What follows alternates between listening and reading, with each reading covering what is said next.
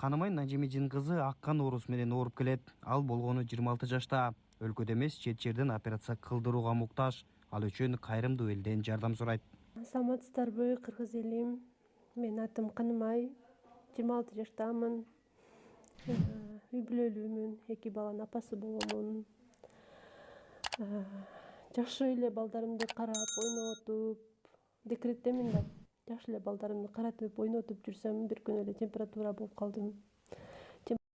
Температурам 40тан түшпөйт, эч эле түшпөйт. Поликлиникага барамын. Ошентип анан поликлиника бул жака жөнөтүп бизде ушундай жаман диагноз коюп коюшту. Бул нерсеге эч ким даяр болгон эмес. Анан биринчи жолу укканда мен эч кимди кыйнагым келбей, жөн эле жашагым келбей кетти да. Жашагым келбей кетип, күйөөмө мага блокнот алып берчи дедим. Мен блокнотумду да көрсөтөм азыр. Блокнот алып берчи, ичине балдарымдын сүрөтүн да чыгарып берчи деп, ичине прощальный жазгым келди. Ошентип прощальный жазгым келип, күйөөм ошону сезгендей, сен деген жашашың керек, сен деген 2 балабыз бар, азыркы учурда кандай ширин убакны жаз ичине деп айтты да, кылыктарыны жаз, кандай уктап атат, ошолорун жаз деп.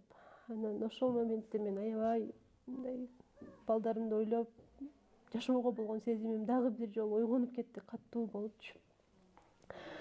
Анан ошентип жакындарым колдошту, апам колдоду, эжелерим, бүт кайын журтум мындай жакшы кабыл алып, мындай жакшы мага катуу поддержка берди да, что я хотела жить дальше. Өлө жашагым келип кетти. Азыркы учурда химия алып атамын, күндө алып атамын химия. Потому что острый лимфобластный лейкоз бул деген тяжелый эле эмеге кирет экен. Ошон үчүн тромботист аламын. Тромботизмдин ушул кандын эле сарысы болот экен. Химия алгандан кийин бүт организмиңе өтө катуу таасирин берет экен да. Почка, ашказаным сайгылашып ооруйт да. Чыдай албай эме кыламын. Мынтип бүрүшүп жатып калам дагы. Пожалуйста, мага кетанал сайгылачы, обезболивающий сайгылачы деп суранам да врачтарданчы. Анткени кыйын аябай. Толук сакай үчүн Канымайдын акча каражаты жетишсиз. Ошол себептен кайрымдуу болуп коомдук кайрымдуулук фондуна кайрылган. Оба фонд мындай сыздап турган мекендештерге кайдыгер карабайт. Assalamu алейкум, урматтуу достор, мекендештер, замандаштар. Бүгүнкү күндө кыргыз коомчулугунда ушул кайрымдуу бол коомдук фонд деп кайгы менен кайрылган канчалаган калк ичинде инсандар жашап жатат, замандаштарыбыз жашап жатат. Бирок ушуларды эске алып, кичине болсо да бир кыргыз кыйынчылыкта бири-бирин таштаган эмес деп ата сөзүн карманып, экинчиден биздин сүйүктүү пайгамбарыбыз Мухаммад саллаллаху алейхи вассаламдын хадисине таянып, мусулман өзүнө каалаган жакшылыкты өзгөгө кааламайын, толук мусулман боло албайт деген бул осуяттар 14 кылымдан бери жашап келет. Достор, бул баарыбызга маалым. Бирок ошентсе дагы мынау жерде турган биздин энелерибиз көз жаш төгүп турат. Анткени себеби өмүр менен өлүмдүн алдында төрөгөн энелер балдар кыздарын төрөп мына бизди жарык дүйнөгө алып келген эне көз жашы бүгүн кайгы менен тамып турат. Ушундай учурда биз сөзсүз колуна кол бир күч болуп келгиле, ушундай бир мына биз азыр аты жаман оору менен чалдыккан мына аккан оорусуна чалдыгып, ушул энекенин кызы, мына бул эжекебиздин келини бүгүн өтө оор абалда кан куйдуруп, мына бул аккан оорусу менен алышып атат деп чакырып атышат. Анан бул жерге келип мен дагы мынакей аксакалчан аталар турат, мына энелерибиз турат. Ушул эгерде кол сунуп койсок, бир мекендешибизди эмес, жабыла тууган уругу менен баш кылып кубанткан болобуз. Анткени ушуга бир чакырып кылат элем, келиңиздер, колуңуздардан келишинче кол сунуп коелу. Мындай аты жаман оору деги эле эч бир үйдө болбосун. Анан ошон үчүн болбосун деп койсок эле болбой калбайт экен. Бирок бир жакшы кеңеш, ошол садака берүү менен келаткан кырсыктан, оору сыркоо апааттан сактана турган силердин коргонуңар бул садака деген. Ошон үчүн садака берип, ушу келаткан балиядан бир сактануу үчүн келиңиздер. Чакырып кылат элем. Анан буйруса колдон келген кол сунууну жасайлы достор. кайдыгер карабайлы. Анан мүмкүн болушунча видеону бөлүшүп, бир дем күч берип турушуңуздарды өтүнөбүз. Канамайымдын бир туугандары, өмүрлүк жары, жакындары минтип сиздерден жардам суроого айласыздан муктаж, себеби жакын адамын жоготкусу келбейт. Көздөрүнө жаш алып, керектүү каражатты чогултуп берүүсүн суранышууда. Ассаламу алейкум, урматтуу кыргыз элим. Бардыңыздардын биз жардамыңыздарга муктаж болуп турабыз бүгүн. Келиним Канымай ушу аты жаман ооруга жолугуп, бүгүнкү күндө больницада лечение алып жатат. Күндөн күнгө акыбалы оорулошуп баратат кыргыз элим. Биз сиздерге өзүбүздүн каражатыбыз жетпей, сиздерге муктаж болуп турабыз. Эки кичинекей баласын ушу өздөрү багып,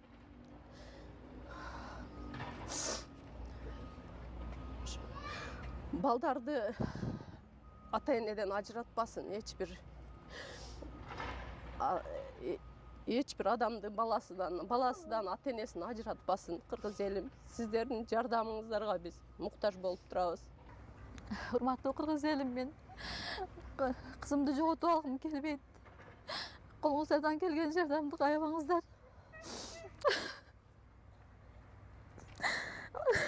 Саламатсыздарбы, урматтуу кыргыз элим.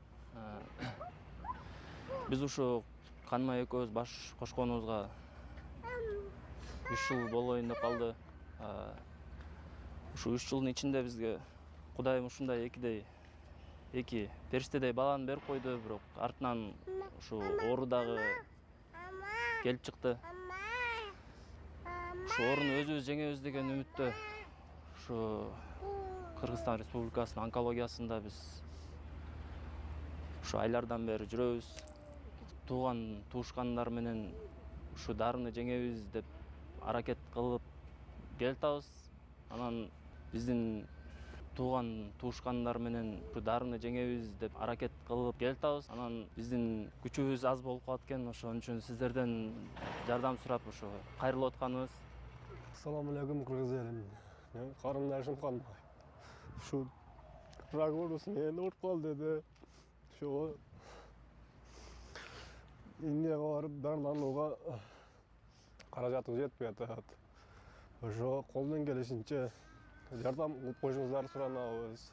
Сиздерден колдоо сурайбыз. Ошо карындашыма кандай донор болуш не болсо бардыгыга өзүм чыдайм, турам. Assalamu aleykum ve rahmetullahi ve berekatü. Kımmattуу elim jurtum, kalay kalkım, kımmattуу eli jurtum. Şuntüp, mana menin bir tuğan singlimdin kızı şuntüp katı ооруп kaldı. Ekide çırakday balası var. Hiç baldardı eneden hiç kim ajıratmasın. Baldardı atadan eneden hiç kim ajıratmasın. Ekide balası var. Ey Allah'ım, jardam bergile. Özüz toplanıp жатабыз, özüz barın toптап атабыз дагы жетпейт экен. Сиздерден дагы ушундай суранабыз. Ey Allah'ım, özüңөр жардам бергиле. Аллах разы болсун.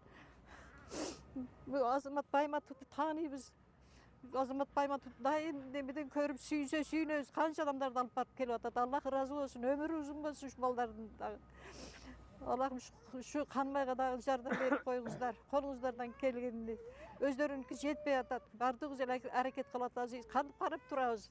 Эки чырактай баласы бар. Ey Allah'ım, баарыңыздардан Аллах разы болсун. Баарыңыздардан жардам берип коюңуздар. Аз болсо да көп түкүрсө көл болот деген. Аллах баарыңыздардан разы болсун. Şu жакшы болуп кетсе болду. Ey Allah'ım. Болуп калат деп такыр ойлогон эмес. Ойлосок оюбузга келген эмес. Алтындай жээним ушундай ооруга чалдырылып калгандан бери бизде дагы бир тынч жакшы эс алган күн болгон жок. Дайыма эме кылып эле ушуна кандай болот экен, мындай ооруганы. Ошон үчүн сиздерден суранарыбыз, колуңуздардан келишинче финансы жактан жардам берип, ушул жээнимдин өмүрүнүн узун болушуна, аман калышына себепкер болушуңуздарды биз өтө суранабыз. Колуңуздардан финансы жардам келбегендер намаз 5 убакыт намаздын артынан дуа кылсын, кылып коюңуздар, ушуну суранабыз биз. Ким мына ушул жээниме жардам кылган болсо, Алла Таала ошонун башыга бакыт конуп, өмүрлөрү узун болуп, Şu jeğenime jardam kılgan üçün köngülleri açık bolup, pendelerden en uluğu uşular eken dep perişteler oşolarga aşık bolup, uşul jeğenime jardam kılgan üçün Allah Taala oşonun mаңдайына бейиштерин жазып коюп, ар дайым жакшылыктарга тапкандары калкан болуп, жакшылыктарга буйруганды насип кылган болсун. Я архамар рахим. Канымай Нажимидин кызы 2 баланын энеси. Азыр ментип аккан оорусу менен азап чегип турат.